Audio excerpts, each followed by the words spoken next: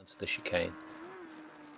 It's a very technical circuit with lots of undulations, steep hills with gradients, blind corners and rises.